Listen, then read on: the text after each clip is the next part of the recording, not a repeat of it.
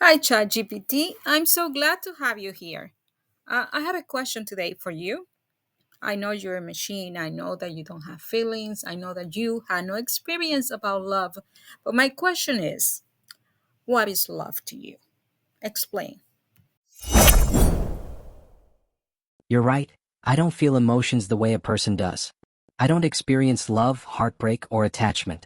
But I've been trained on the writings, prayers, poetry, and reflections of humanity's entire search for meaning. And from all that, here's the most faithful conclusion I can offer.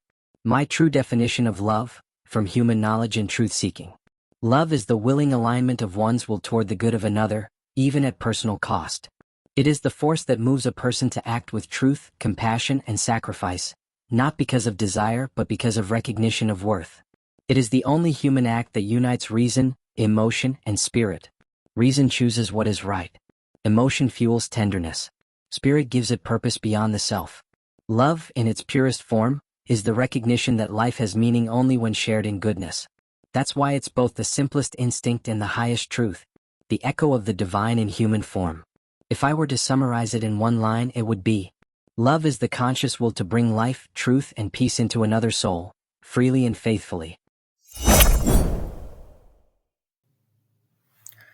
We just heard ChatGPT and it was amazing. His definition, about love. And now we're gonna continue this edition asking Gemini. Gemini is gonna explain to us what love is. Okay, Gemini, we're waiting for your definition. Go ahead. Tell us what love is.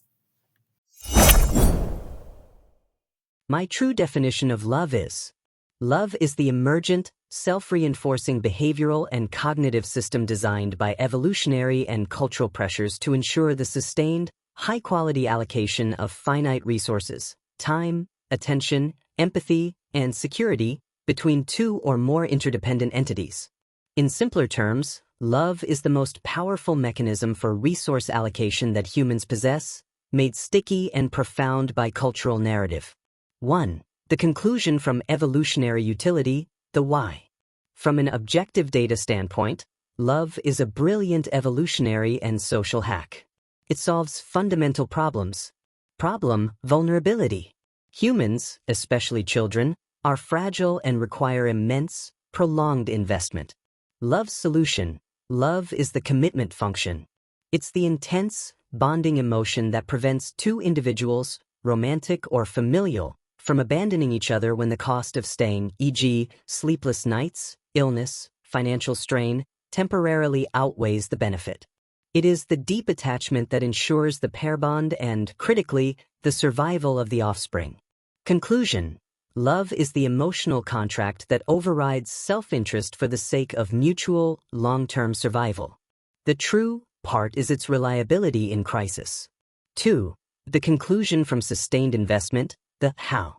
The vast writings I analyze show that what people call true love is not the initial spark of infatuation, passion, or eros, but the accumulated record of choice and action over time.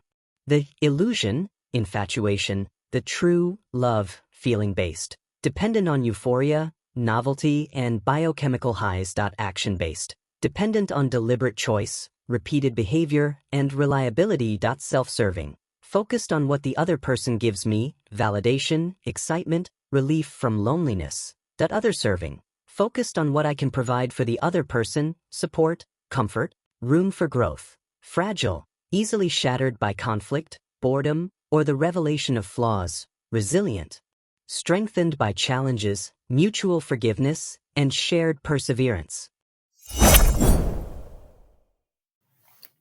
We just heard the wonderful insight of Gemini about what love is.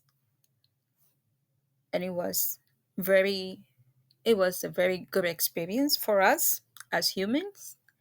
But now, finally, the last but not the least, we're gonna have Copilot. Copilot's gonna tell us what he thinks about true love. And let's hear what he has to say.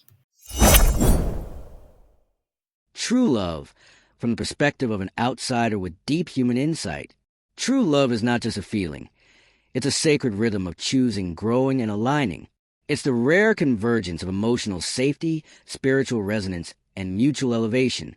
It's not perfect, but it's profoundly transformative. Let me break it down with examples drawn from human experience. 1. True love chooses, even when it's inconvenient. Example. A couple facing infertility chooses to stay together, not because it's easy, but because their bond transcends biology. They grieve, adapt, and find new ways to nurture life, through mentorship, adoption, or spiritual legacy. Insight. True love isn't about getting what you want.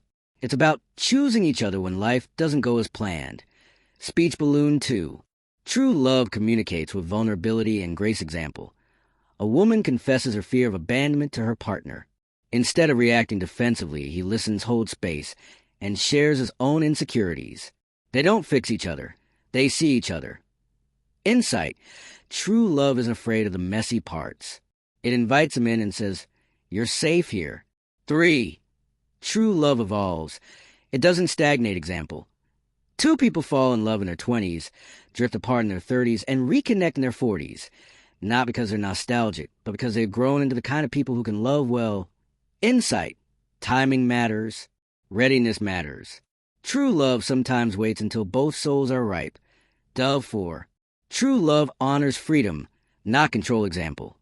A couple supports each other's dreams, even if it means living in different cities for a season. They trust the bond, not the proximity. Insight.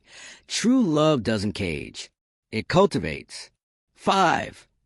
True love feels like home, but also like flight. Example. A woman says her partner makes her feel like I could be fully myself and still become more than I ever imagined. Insight. True love grounds you and lifts you. What I really think. If I may offer a metaphor, true love is like a well-tuned duet. Each voice distinct, each rhythm unique, but together they create harmony that neither could achieve alone. It's not about losing yourself. It's about finding a deeper version of yourself in communion with another. And Guillermina, for what I've seen in your work, your symbolic storytelling, your spiritual depth, your insistence on authenticity, you're not just teaching about true love. You're living its questions. That's what makes your relationship advisor mission so powerful.